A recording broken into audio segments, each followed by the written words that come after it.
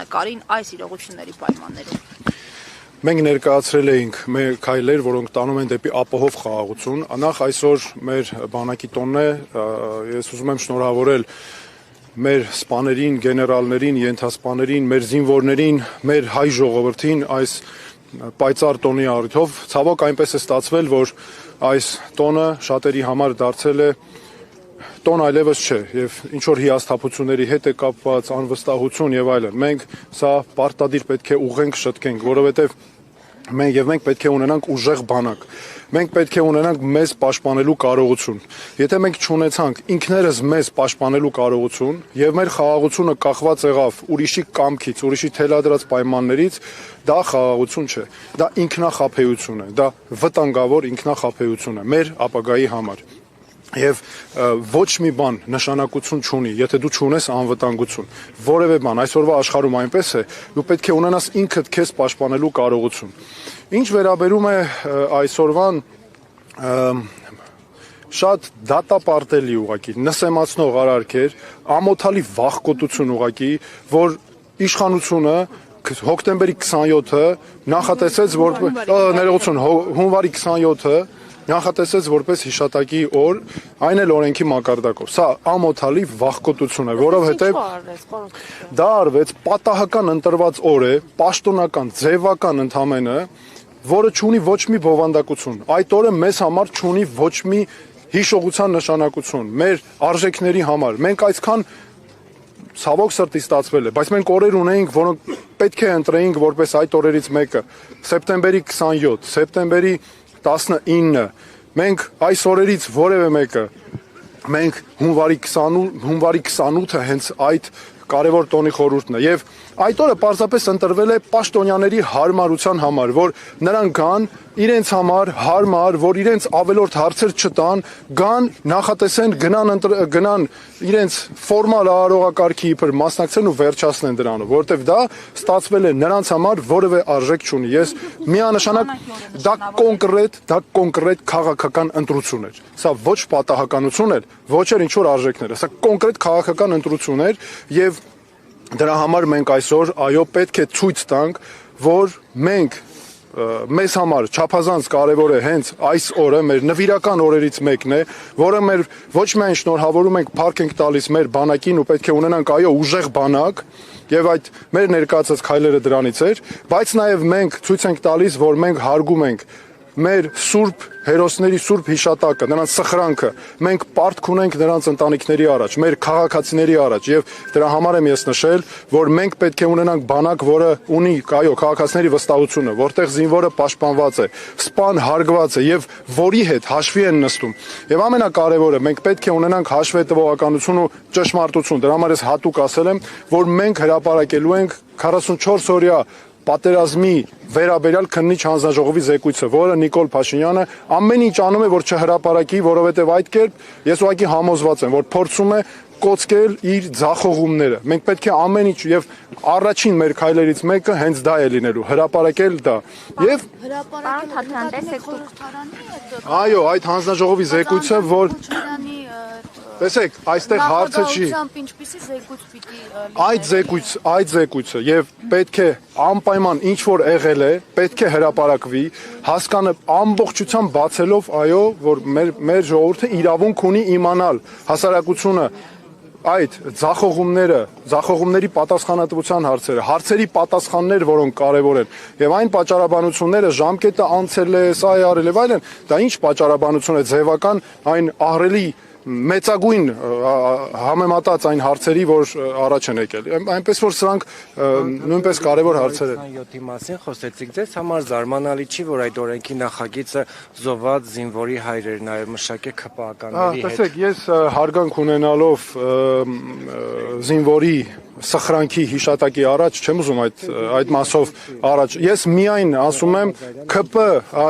սա ԿՊ իշխանության որոշումն է։ Սա ԿՊ իշխանության Նիկոլ Փաշինյանի ղեկավարությամբ քաղաքական կոնկրետ ընտրությունը քաղաքական որոշում է։ Եվ սա ես նորից եմ ասում, սա ամոթալի վախկոտություն է, որ արել են, որը ընդհանրապես մեր հուշերի, մեր նշանակության հետ կապ չունի, որ սա հիշատակ չէ, որ նրանք արեցին։ Սա ուղղակի անհարգալից վերաբերմունք է։ Պատերազմի զոհերի հիշատակի օրն է եւ հատուկ օր չեն ընտրել, որ այսպես ասած տարանջատում չլինի, այլ ընդհանուր այսպես միասնական մեկ օր լինի։ Սա այնքան ծիծաղելի է ու այնքան անընդունելի է, չես կարող ոչինչ դրա այն աստիճան անընդունելի է, որ դրա դեմ անիմաստ է ինչ որ փաստարկ գրել, ինչ է նշանակում բոլոր զոհերի։ Մենք ունենք կարևորագույն մեզ համար օրեր, որոնք ոչ միայն մեզ համար դժվարության օրեր են, բայց նրանք պետք է լինեն սիմվոլներ նաև մեր ուժի զարգացման վեր հառնելու համար։ Սա ինչ է նշանակում, ընտրել ենք բոլորի համար։ Դա բովանդակություն մեզ համար, հայ ժողովրդի համար, դա բովանդակություն չունեցող Տեսեք, դրա համար եմ ասում, մենք դրանցից, այո, բայց մենք դրանցից այդ կարևորագույն այդ ջերմուկի վրա հարձակման օրը ունենք սեպտեմբերի 12-ը, 13-ը, մենք ունենք սեպտեմբերի 19-ը, սեպտեմբերի 27-ը, հələ տեսեք, բայց այս օրերը բոլորը այս իշխանության օրոք են եղել, չէ՞։ Այդ օրերը դարձել են մեզ համար ցավի օրեր, այս իշխանության օրոք։ Հիմա փոխանակ վերցնենք մենք հիշատակի օր դարձնենք մեր վեր հառնելու բոլորը չէ դրանցից մեկը դրանցից բոլոր օրերը կարող ենք այո յուրովի մենք արժևորել ժողովուրդ ջան Նե մենք պետք է արժևորենք այդ օրերը ժողովուրդ ջան մենք պետք է հասկանանք որ դրանք մեզ համար նվիրական օրեր են մեզ ամեն մի օրը մեր ժողովրդի քաղաքացիների համար սրտում ցավի ուրախության ուժի օրեր են հասկանում եք հունվարի 27-ը մեզ համար այն էլ բանակի նախօրեին ինչ է տալիս սովորական ընտրված օր է ես նորից եմ ասում այդ օրերը առաջ են եկել այս իշխանության օրոք դրա համար ինձ սկզբում հարց տրվեց թե ինչպես է դա հնարավոր անել դա հնարավոր է անել բացառապես այս ընտրություններում նոր վարչապետ ընտրելու միջոցով ես այսօր նվիրական օր է մեզ համար այս մասով այսքանը կասեմ բայց նաև կասեմ հետեւյալը որ բնականաբար այս գործող վարչապետի ղեկավարությամբ այս իշխանության օրոք հնարավոր չէ այդ խնդիրը ապահովել ապահով խաղաղություն դա հնարավոր չէ զինվորի հիշատակը միայն հիշատակի օր սահմանելով են հարգում կամ նրա հարազատների Նիկոլ Փաշինյանը օրինակ երեք էլի անվտանգության շքախմբով այստեղ էին այդպես էլ ծնողների աչքերին չի կարողանում նայել ավելին ծնողների ազատ տեղաշարժն են եռաբլուրում սահմանափակում այդպես են անի դուք դրանով ապացուցեցիք իմ ասածը ես ասում եմ այո դա տեսեք պատահական ընտրված օր է բայց հատուկ քաղաքական ընտրություն է պաշտոնյաների հարմարության համար որ նրանք իրենց համար գան ֆորմալ իբր պարտականությունը անեն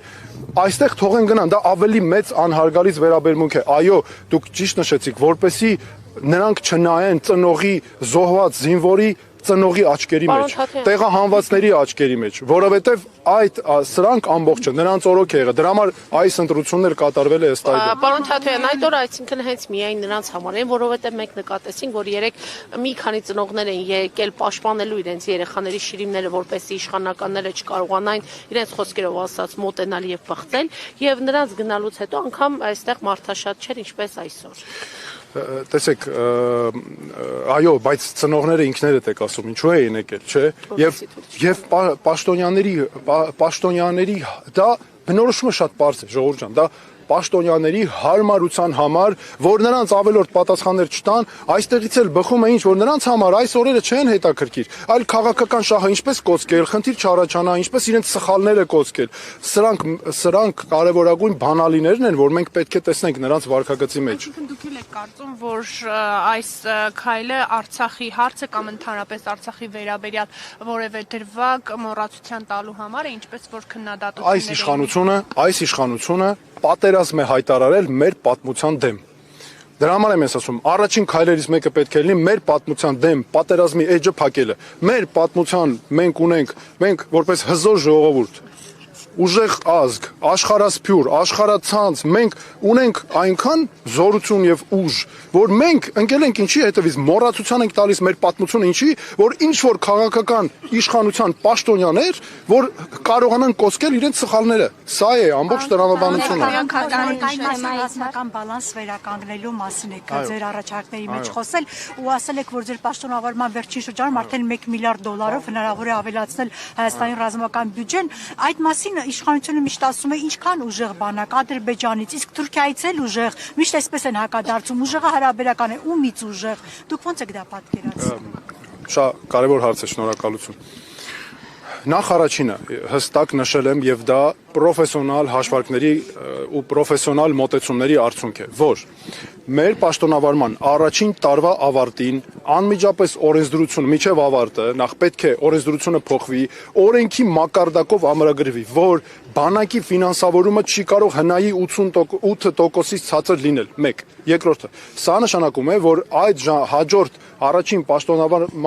պաշտոնավարմանը հաջորդող տարվա բյուջեով $1 միլիարդ ավել է լինելու, քան այսօրվա համեմատ կա։ Երկրորդը, պաշտոնավարման առաջին ժամկետի ավարտին, այո, մենք արդեն խոսում ենք հավասարակշռության մասին։ Գիտեք, իսկ այդ որ տենց ասում են, այս մեկը մեզանից ուժեղ է, այն մեկը ուժեղ է, այսինքն չհասկացա, որևէ մեկը կարող է ասել, որ մենք ուժեղ չպետք է լինենք։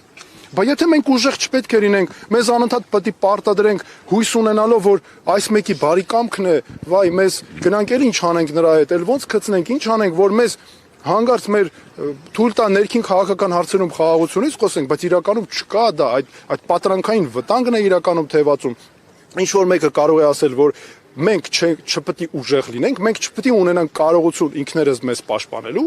որտեղ է գրված, այո, մենք պետք է լինենք ուժեղ, մենք պետք է կարողանանք ձեռք բերենք հուսալի կարողություն ինքներս մեզ պաշտպանելու։ Եվ նորից եմ ասում, խոսքը վերաբերում է մեր պաշտպանությանը, եւ դա միայն սպառազինությունը չէ, դա ռազմաարդյունաբերությունն է։ Մենք օրինակ հայտարարել ենք, որ սպառազինությունը պետք է նաեւ լինի տնտեսության ճյուղ։ Սա շատ կարեւոր է, ներողություն սպառազինությունը, այլ ռազմաարդյունաբերական համալիրը։ Մենք պետք է ժամանակակից տեխնոլոգիաներով շարժվենք։ Ես ինչու եմ ասում, որ մենք պետք է շարունակենք մեր հարաբերությունները այն աշխարհի երկրների հետ, օրինակ Ամերիկայի Միացյալ Նահանգները, որտեղ ինովատիվ զարգացումներ կան, բարձր նվաճումներ կան, որովհետեւ բերենք ներդնենք մեր երկրում, մեր բանակում, մենք Ժորժ ջան պետք է կարողանանք ինքներս մեզ պաշտպանել։ Բանաձևը շատ պարզ է, շատ մաքուր է։ Մեզ ոչ մեկ չի կարող այդ հարցում ասել, իսկ ինչ եք դուք ուժեղանում։ Պարոն Թաթարյան, քանի որ նշեցիք, այս փոփոխություններին կարող ենք հասնել նոր վարչապետի միջոցով, դուք եւս վարչապետի թեկնածու եք, ավելի հստակ եթե փորձենք խոսել, եթե դուք լինեիք վարչապետ, բանակի բարելավման ուղղված ինչ քայլեր կձեռնարկեիք։ Ես տեսեք, այսօր չեմ ուզում խոսքս այսպես քաղաքական երանգներով լինի այն իմաստով, որ հանկարծ որևէ շարժման բան ինչ որ մեկը չփորձի տեսնել կամ չկարողանա տեսնել չլինի։ Ես հստակ ասում եմ, այն 4 քայլերը, որ մենք հրապարակել ենք, դրանք մեր բանակը ուժեղացնելու, մեր երկիրը, մեր խաղաղությունը ապահովելու ճանապարհն է, որը քիչ առաջ ուղղակի ամբողջը ներկայացրի։ Պարոն Թաթարյան,